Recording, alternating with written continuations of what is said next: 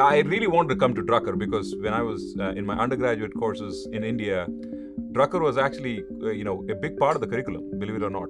And so I knew the name very well. And as I was thinking about where to go study, and I was doing some research, I came here, and it was unbelievable. I think it was one of the I've never been to a school of this size, very small school.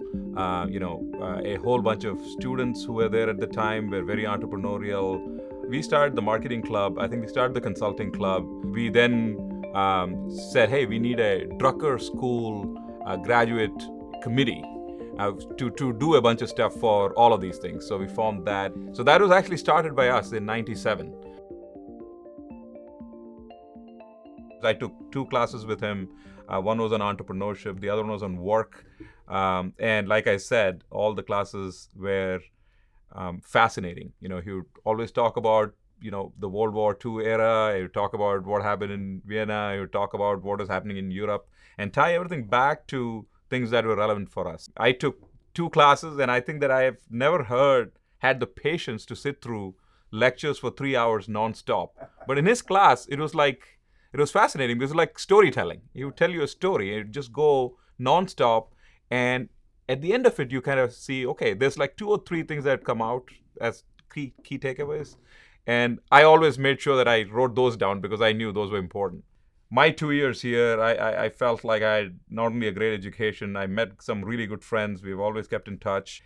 There was always something real. And I think it was always about like, how can I use this?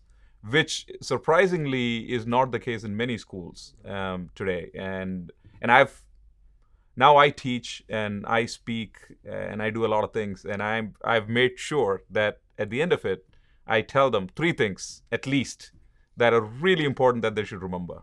So that's one thing I've taken from the school. Early in your career, don't chase money. Just do things that's going to help you further your knowledge. So the money you make early in your career is nothing compared to the money you can make at the end of your career as you become senior executives. So initially, just focus on what is important.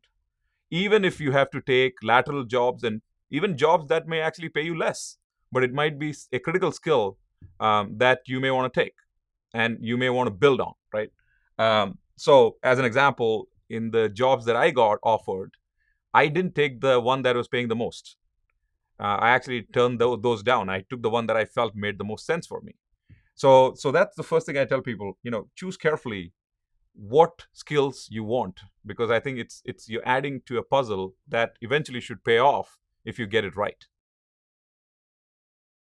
Learn to communicate, and communication has a hierarchy.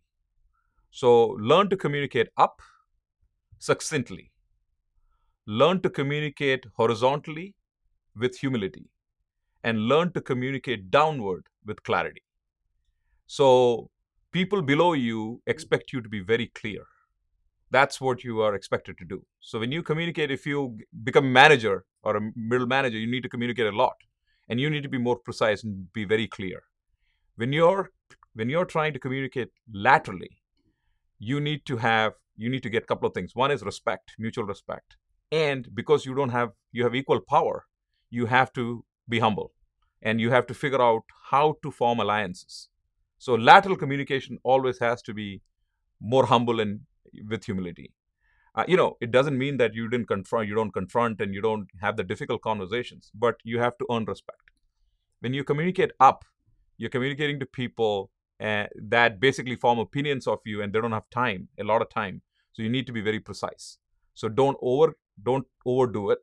Do it when you need it, and be precise. So communication, I think, is one of the most important things that helps you as you traverse the landscape of your company or of your career.